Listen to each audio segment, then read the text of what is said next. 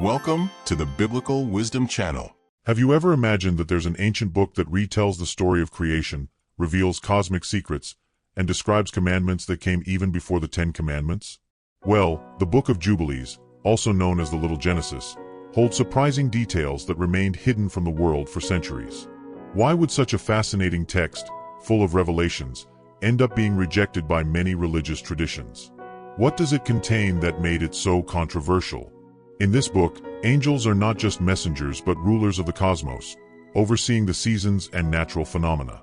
It introduces a sacred calendar of 364 days, different from the one we use today, and reveals laws that were said to have been given to Adam long before Moses ascended Mount Sinai. These pieces of information, which seem off-script, challenge what we've been taught about the traditional Bible and make us wonder, what else was left out?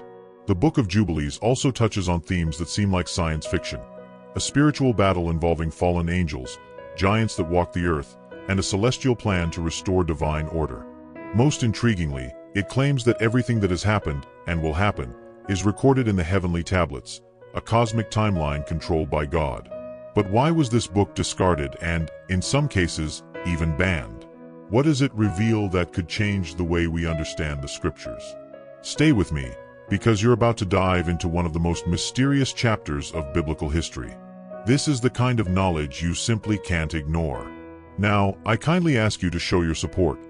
Like this video, subscribe to our channel, and share this message. Together, we can bring comfort to the hearts of many people who are troubled and in need of a word of hope. Hidden details of creation. From a young age, you may have heard the story of creation as told in Genesis 1. In the beginning, God created the heavens and the earth. That phrase alone carries immense weight, but in the Book of Jubilees, creation takes on even deeper, and I would say, surprising dimensions. This ancient text reveals details that seem hidden between the lines of Genesis, expanding our understanding of how God structured not just the physical world but also the spiritual universe and sacred time. Did you know that, according to the Book of Jubilees, angels were created before the material world? Yes, before God said, "Let there be light," He is said to have established a heavenly army, dividing them into specific hierarchies and roles. Some of these angels were tasked with guarding creation, while others served as messengers between God and humanity. This idea connects seamlessly with the Bible, where angels play pivotal roles in numerous stories, like the angel who protected Daniel in the lion's den or the one who announced the birth of Jesus. What stands out most in the Book of Jubilees is its introduction of sacred time. Here, God did not just create days and nights. He structured time into perfect cycles. Jubilees speaks of a divine calendar based on weeks of years, presenting a vision in which everything follows a precise order established by God to maintain balance between heaven and earth. This concept reminds us that God is not only a creator but also a supreme organizer who planned every detail of existence. Another fascinating point is the direct connection between the physical and spiritual worlds. While Genesis focuses on the creation of humanity, the sun, the moon, and the stars, Jubilees complements this narrative by showing how these elements are closely tied to angels and the cosmic order. It's as though the sun and moon are not just celestial bodies but also representations of divine order, governed by spiritual forces. This aligns with how the Bible often connects celestial events to divine actions, such as the sun standing still in the sky during Joshua's battle. And why does this matter to you? Because it shows that there is a greater purpose behind everything that exists. The world was not created by chance. Every detail holds meaning. Even your time on earth is part of a greater divine order, a plan designed by God long before the foundation of the world. Now let's talk a little about the days in our annual calendar. This topic may seem very simple, but it actually holds a very deep meaning. In the Book of Jubilees, God presents a sacred calendar of 364 days, designed to reflect the perfect order of the universe. This calendar, which differs from the lunar system adopted by many cultures, was considered the divine standard, a way to align earthly time with celestial time. Think about this. Why would God create a specific calendar? In the context of Jubilees, the number 364 is not random. It is based on the order of the number 7, the same number that defines the 7-day week and the Sabbath cycle, a day of rest and communion with God. This number is deeply rooted in creation because it reflects divine perfection. In contrast, the lunar calendar, with its irregular cycles, was seen as a deviation from God's established order. Jubilees even suggests that following alternative calendars distanced people from harmony with the Creator. Interesting, isn't it? While most ancient peoples followed the phases of the moon, the sacred calendar of Jubilees was based on the movement of the sun, dividing the year into 4 seasons of 91 days, each with exactly 13 weeks. This creates a system that is constant and predictable, pointing to the stability that God brings to the universe. Moreover, this calendar gave spiritual meaning to each season. For example, the start of each season was marked by specific celebrations, like the feasts mentioned in Leviticus 23, which are considered Israel's festivals. The celebrated feasts are Passover and the Feast of Unleavened Bread, the celebration of the beginning of the harvest, the Feast of the Harvest, the Feast of Trumpets, the Day of Atonement, and the Feast of Tabernacles. These feasts reflect a divine order that has existed since creation. Now, imagine living in a world where time is not just something that passes, but a sacred resource that connects you with God's plan. Each day, each week, and each year would have a clear purpose.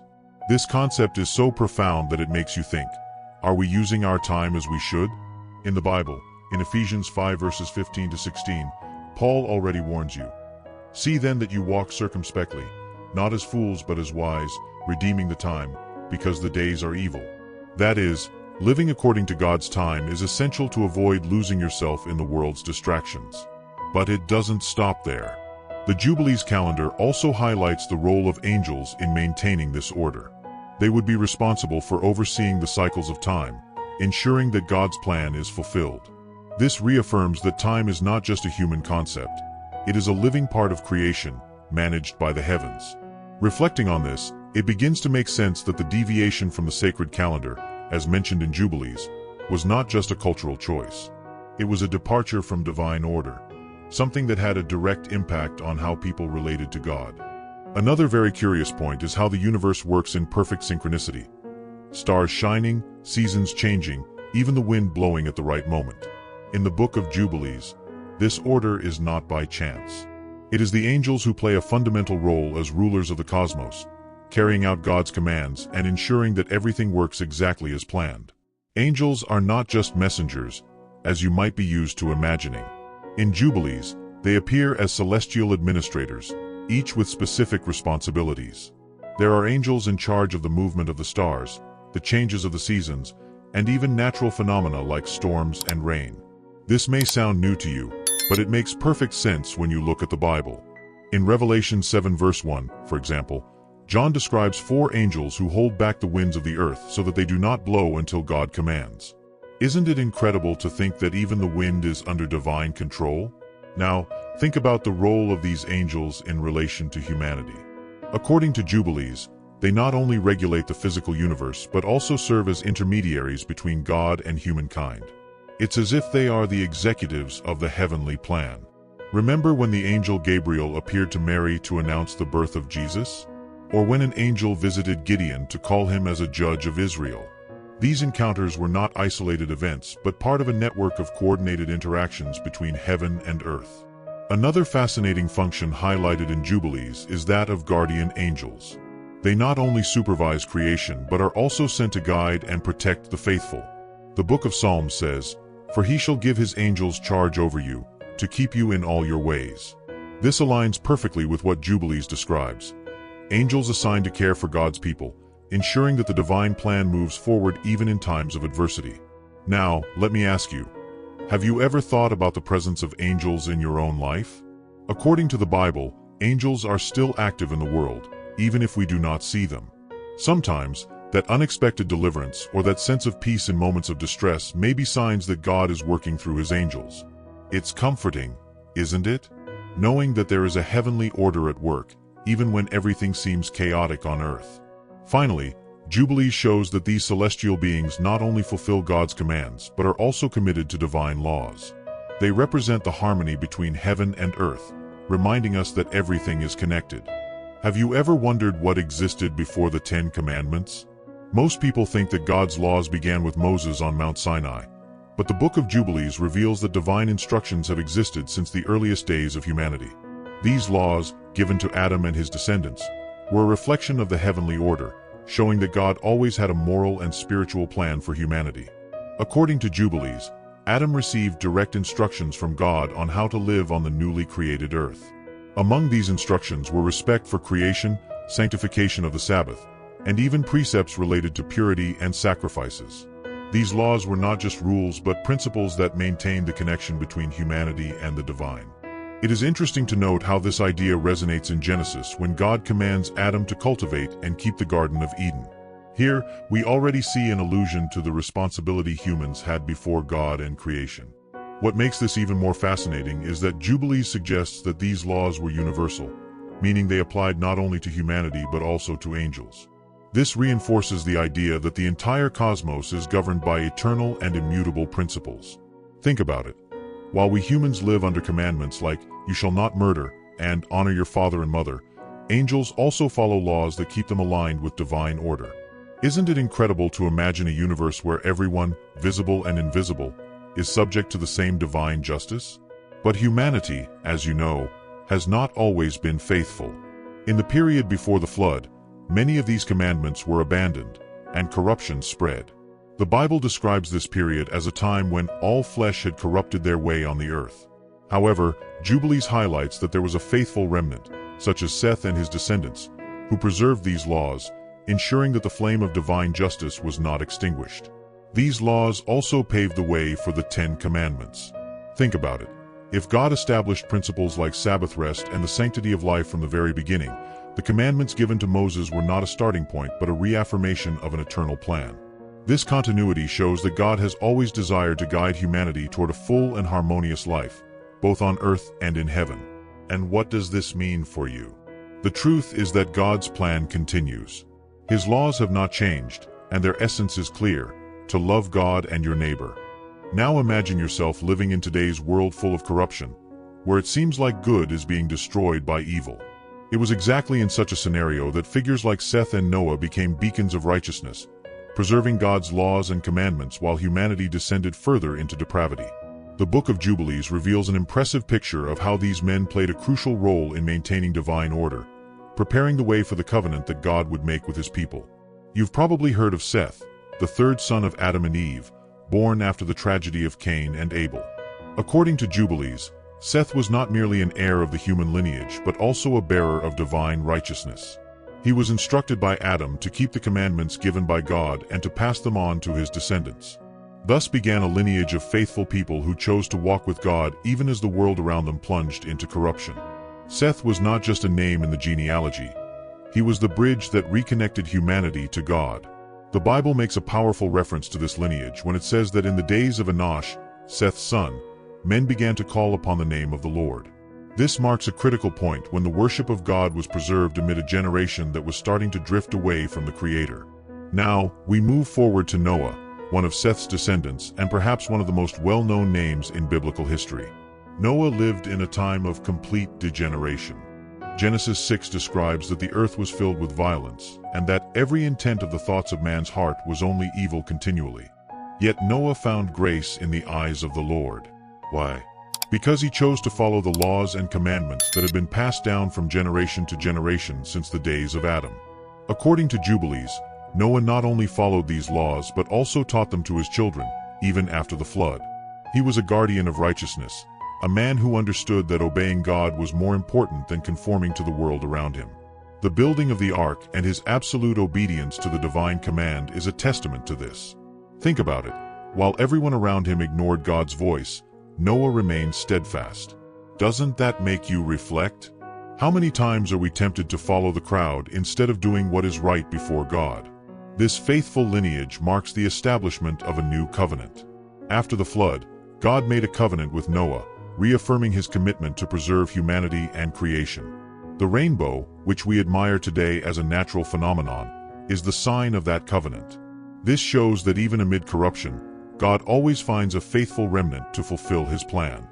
But now I ask you, what led God to make such a drastic decision as the flood, covering the entire planet with water and ending all existing life, except for those on the ark? In the Book of Jubilees, the flood was not just a response to human corruption but the culmination of a spiritual battle involving the Nephilim and the fallen angels, adding a cosmic layer to the event narrated in Genesis. Let's begin with the Nephilim, mentioned in Genesis 6 verse 4 as giants on the earth, who came from the union of the sons of God with the daughters of men. In Jubilees, this union is detailed as a direct transgression of divine order. Some angels, led by figures like Azazel, abandoned their designated place in heaven and came to earth, teaching humans corrupt practices such as magic, war, and idolatry. The Bible also references this fall in Jude 1 verse 6, mentioning the angels who did not keep their proper domain, but left their own abode. These rebellious angels not only corrupted humanity but also produced the Nephilim, beings of extraordinary strength and stature who brought violence and chaos to earth. Imagine the impact of this. A society already distant from God being influenced by gigantic, destructive beings whose interests were in total opposition to divine will. The earth became a place where all flesh had corrupted their way, both physically and spiritually. But don't think the flood was merely a reaction to wickedness. According to Jubilees, it had a much deeper purpose: to purify creation. God saw that the world had completely deviated from his order, and the only way to restore balance was through direct intervention. This does not mean God acted with uncontrolled wrath. On the contrary, he acted with justice and purpose, preserving Noah and his family as a faithful remnant to begin a new era. Another fascinating detail is that Jubilees describes how God commanded the faithful angels to imprison the fallen angels in deep abysses, where they would remain until the day of final judgment.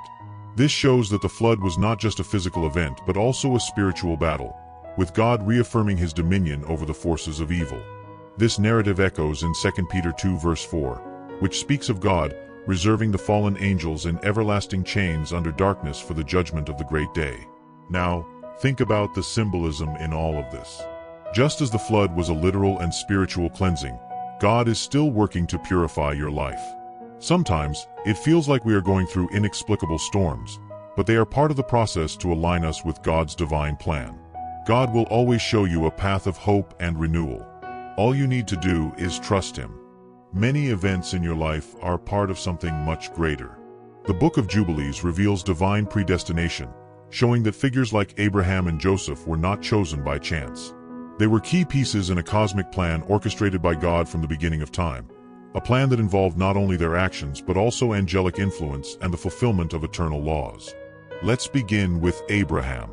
Even before he was called by God in Genesis 12, the Book of Jubilees states that his birth was already expected and that he had been set apart to fulfill a specific purpose. Abraham was not just a man of faith.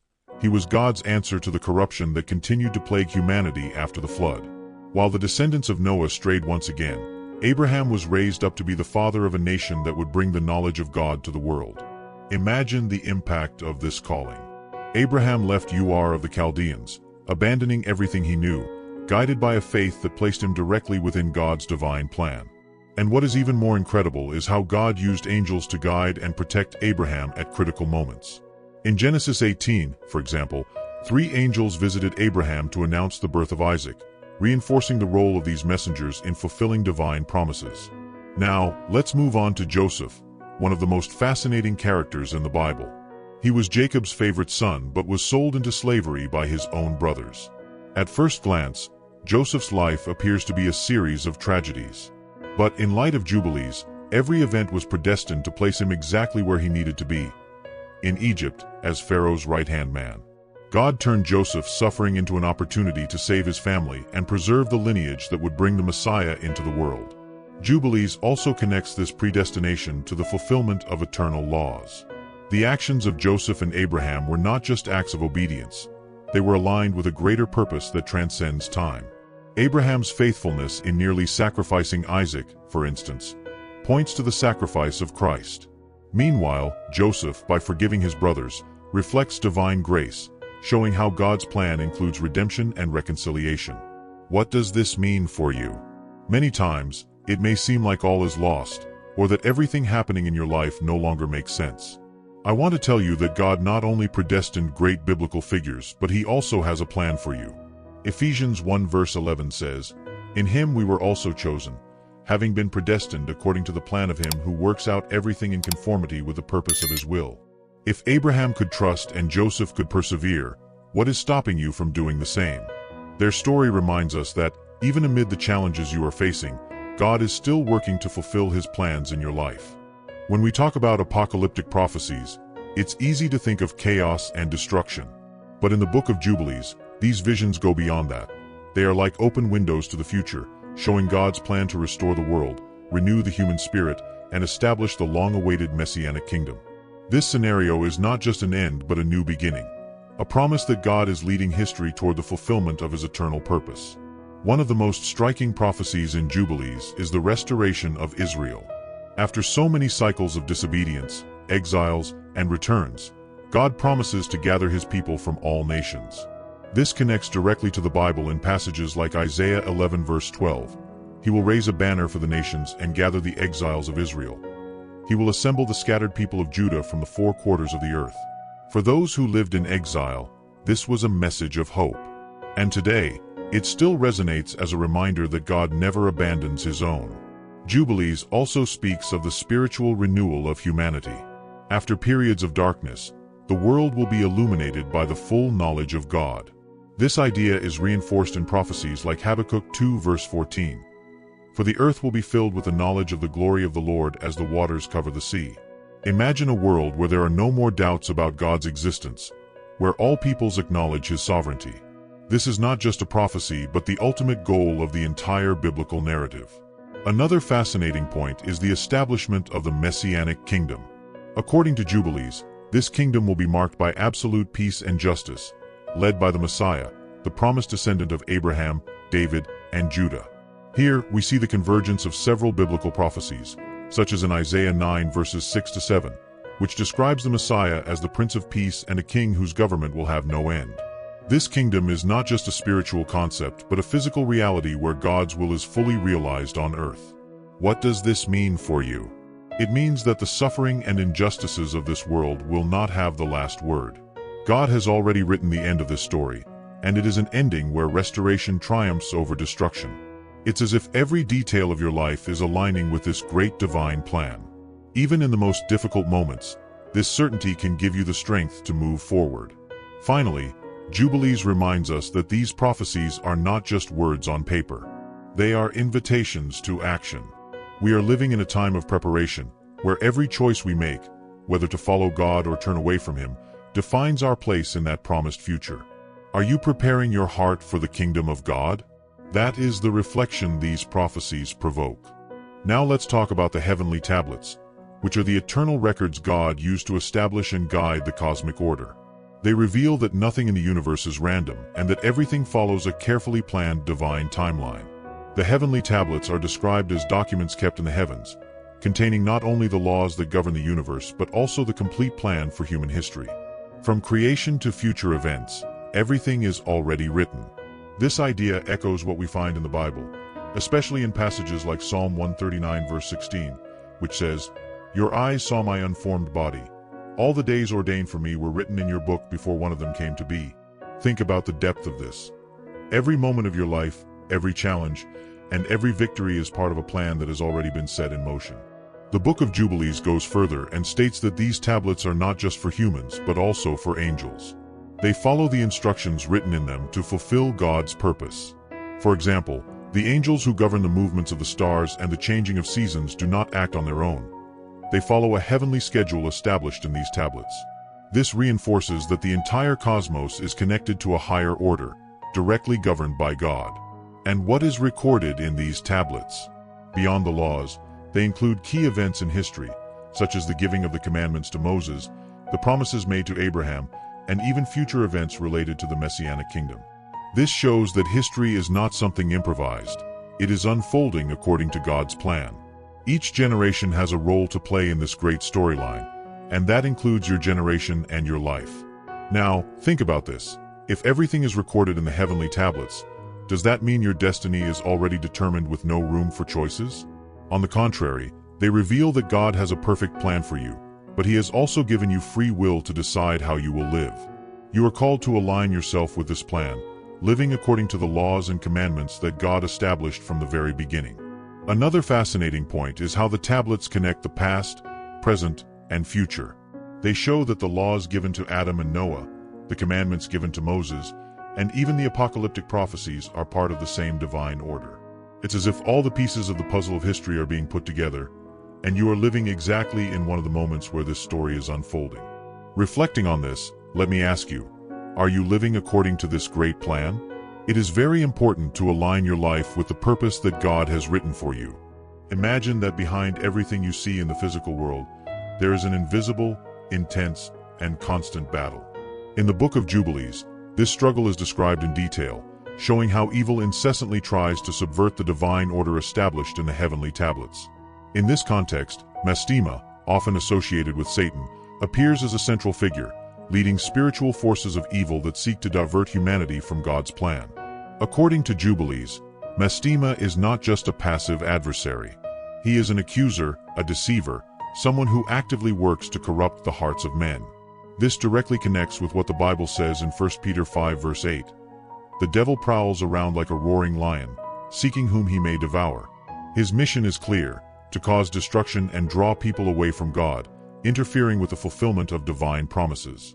One of the most common methods used by Mastema, as Jubilees describes, is the manipulation of leaders and nations. He instigates conflicts, promotes idolatry, and spreads lies to confuse and divide God's people. Think about what happened in Egypt. While God was working to free his people through Moses, Mastema hardened Pharaoh's heart, prolonging the suffering of the Israelites.